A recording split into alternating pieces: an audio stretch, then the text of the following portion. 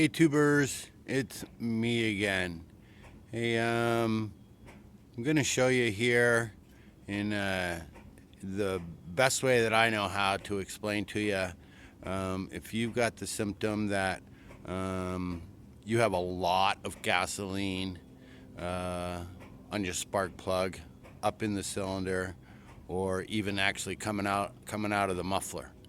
So this is the metering diaphragm, and this is going to be the cause of it. Okay, I'm going to try to use a pen for a pointer here.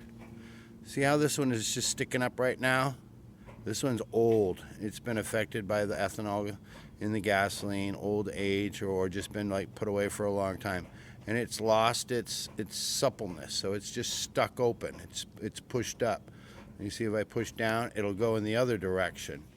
So that one is no good. This one's brand new, never been in a machine before, and this one is the way that it's supposed to be. So if you look down here, the purpose of what this is supposed to do, this is called a metering diaphragm. Okay, its job. This is the needle. Okay, and then I drew a picture of the seat. Those arrows right there represent the fuel flow. I have another diagram coming up here in a minute, so just like bear with me. But the purpose of that little point right there on that diaphragm is to go on the back side. Let's see if I can move this so you can see it. Of course, the spring's purpose is to take and push that seat down. That's its job, is to keep that needle pushed down into the seat to prevent fuel from flowing up. That's what the spring does on there. Obviously the pin right there, that's the fulcrum point. So the spring is behind this. It pushes up, it keeps that down on the seat so fuel will not flow.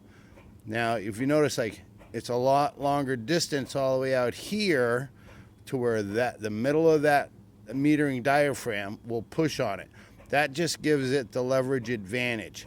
Its job is not to take and actually lift this thing up. It's not supposed to take and pick it up. All it does is relieve the pressure on the back side of this needle so that the gas can pass alongside and then fill up inside the carburetor, and then it gets vaporized and goes out into the engine. So I'm going to try to show you over here on another diagram. Move this out of the way. I'm going to zoom this out. Let's see. Zoom this out so you can see on the picture here. Here's a carburetor on both of these. I'm showing this engine. One's at top dead center. Okay, that's like right where it's gonna fire. That would be on like for the ignition right there.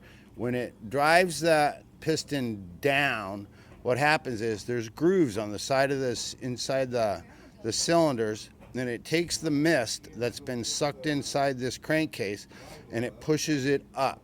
It goes up the sides, and by the spacing and the timing of these openings, this would be over here on the isolator block for the carburetor, and then this is like the muffler and the port that goes out to the muffler. This will actually open first because after ignition, the gases have expanded. So they're going to start to go out like this. And it all happens so fast. The piston goes all the way down. As it's coming down, it's called scavenging. And it takes and it pushes a fresh fuel mixture up inside the cylinder. And it also helps to push out the exhaust. So it's not very efficient, but it does generate a lot of power because every single stroke, it's generating power. It's not like a 4-cycle where every other stroke it's generating power. So what can happen is, referring back to the needle and the carburetor, if I'll show another picture here. Bear with me, guys. If that thing is held open, it gives raw fuel the opportunity to run down through the carburetor, and it will actually take and put fuel down inside the crankcase. And so, like, when you take and you put, you're like a lot of us, when we go to start a chainsaw, you take and you'll point it down, hold the handle, and you actually kind of throw the saw and pull at the same time. And that's what will allow the actual liquid fuel to go and to get up in there. You're like, man, this thing is super flooded. Well, that's what's happening. So, and the reason why you got to take and you got to put oil in there and everything, you got to lubricate the side of the cylinder, but you also need to like lubricate the bearing, up here on the wrist pin, that's exposed to the crankcase. Down here on the crankshaft, that's exposed to the crankcase, or that's why it needs the oil in there. Otherwise, it would probably run a lot better, but you have no source of lubrication. 4Cycle has a splasher and it slings it all up there. They have oil rings, blah, blah, blah, different technology. So let me get to this other picture here. You guys can just start sending in your comments, cards, letters, flowers, check, stamp, money order, whatever you want to thank me for all of this. Okay, so here's diagram number 2. This is referring back to, let's take it. Referring back to this, okay? So what happens is, the red part right there, that's the diaphragm. That's those black diaphragms that I was showing you. This is what it looks like when it's at rest, okay? The spring is pushing up here on that lever right there. There's a fulcrum point, and then here's the little needle valve that's setting down inside the seat. That's what it does when it's at rest. That's the little hole, that's the cap on the metering side of the carburetor. So as you open up the throttle, this is the carburetor right here. That's the barrel, the throttle body. As that air is going by, it's creating a vacuum.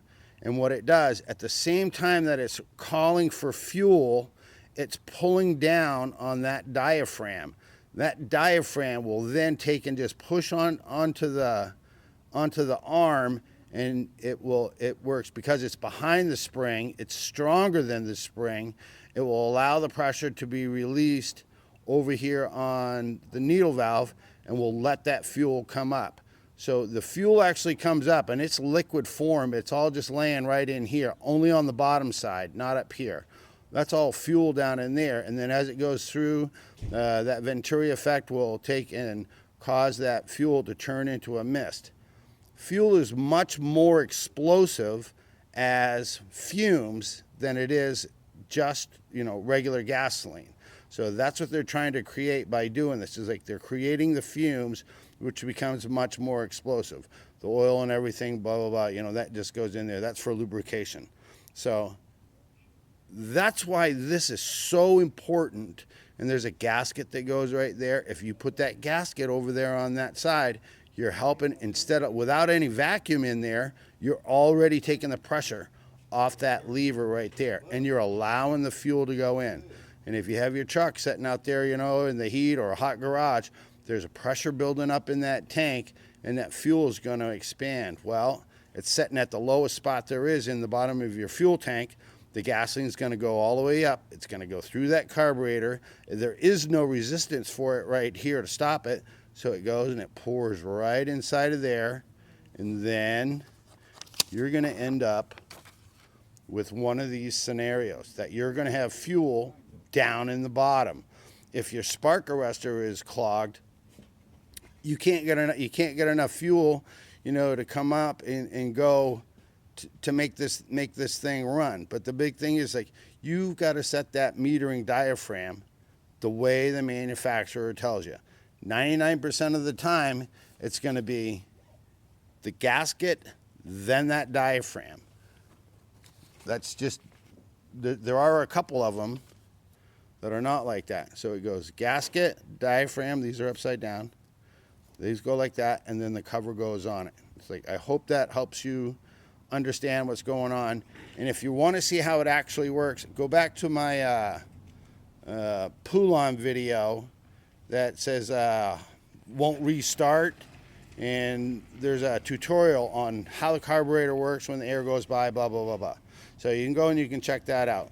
But if you got an awful lot of gas, or if it's coming out the muffler, that's your problem. This did not get set correctly. Hope that helps, and we'll catch you on the next one. I'm out.